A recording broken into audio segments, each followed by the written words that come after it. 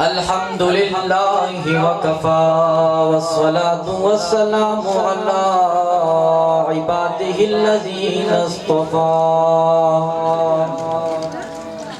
أما بعد فأعوذ بالله من الشيطان الرجيم بسم الله الرحمن الرحيم والذي جاء بالصدق وصدق به أولئك هم المتقون وقال النبي صلى الله عليه وسلم لأبي بكر الصديق أنت صاحبي في الغار وصاحبي في الجنة أو كما قال صلى الله عليه وسلم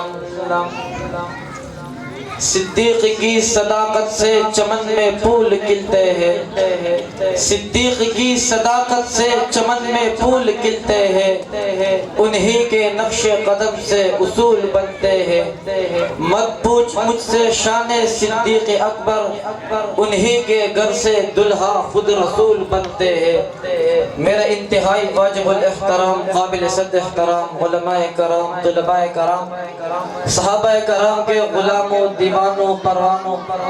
آج کی اس بابرکت بارونق پرونق محفل سخن میں جس موضوع سخن پر اظہار سخن کی سعادت سخن حاصل کر رہا ہوں وہ ہے شان صدیق اکبر رضی اللہ تعالی عنہ عزیزان من آج میں آپ حضرات کے سامنے اس شخصیت کی مناقب بیان کرنا چاہتا ہوں جو فنا پھر رسول بھی ہے رفیق قبر بھی ہے رفیق حشر بھی ہے یار غار بھی ہے نبوت کا وفادار بھی ہے علامہ ابن حجر مکی رحمت اللہ علیہ لکھتے ہیں صدیق کی ولادت پر ہاتف نے آسمان سے آواز دی امت اللہ بتحقیقی ابشری بالولد العتیقی اسمہ فی السماء صدیقی وبالخاتم النبیین فی الغار رفیقی آواز آئی کہ اللہ کی بندی یہی ابو بکر جن کا نام عبداللہ ہے ان کے والد کا نام ابو قحافہ عثمان ہے کنیت ابو بکر ہے لقب عتیق و صدیق ہے مشہور محمد کا رفیق ہے یہی وہ بچہ ہے جو آخری نبی کا قیامت تک رفیق ہے یہی ابو بکر صدیق ہے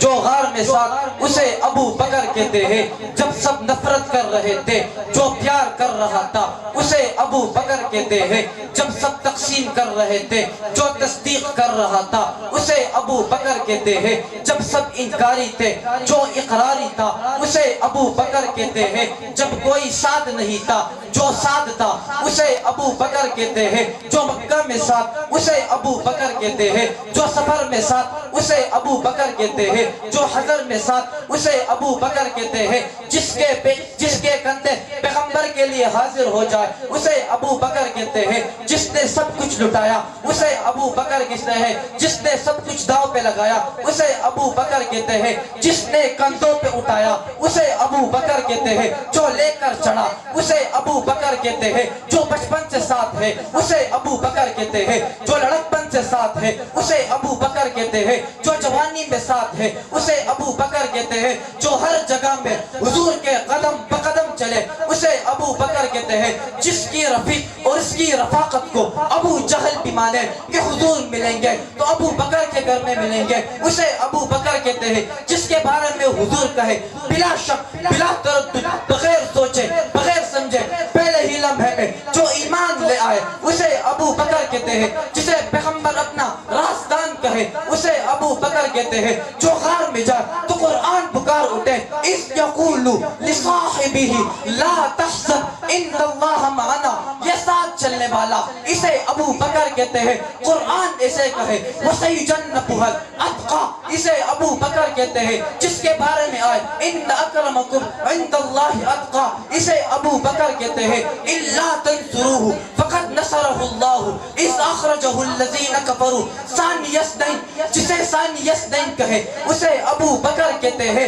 آج بھی جو روزے میں حضور کے ساتھ سویا ہے اسے ابو بکر کہتے ہیں۔ روز محشر ہوگا، آسمان کی گرمی عروج پر ہوگی، زمین کی تپش انتہا ہوگی، دنیا نفسان نفسی میں گری ہوگی، حضور نے سر جھکایا ہوگا، اللہ کہے گا ارفع راسک، محبوب سر اٹھا، موکڑا دکھا، رو کیوں رہا ہے، آئے کیوں بڑھ رہے ہیں، آنسو کیوں گر رہے ہیں، مانگ کیا مانگتا ہے؟ حضور کہے گا اللہ حساب شروع کر، اللہ کہے گا حساب تو شروع کروں گا کسی کو پیش تو کر جو ساری امت میں سب سے پہلے رب کے دربار میں پیش ہوگا، اسے ابو بکر کہتے ہیں۔ کوئی نیا اجنبی آتا تو حضور اور ابو بکر میں فرق نہ کر سکا، اس لیے تو شاعر نے کیا خوب کہا، پیغمبر وہ نتا پر پیغمبر جیسے لگتا تھا، پیغمبر وہ نتا پر پیغمبر جیسے لگتا تھا، وہ دریا تھا مگر گہرے سمندر جیسے لگتا تھا، ترستی تھی فرشتے جسے چونے کے لیے، ترستی تھی فرشتے جسے چونے کے لیے، وہ اس مسجد کا محراب اور منبر جیسے لگتا تھا۔ وآخر دعوانا ان الحمدللہ رب العالمین۔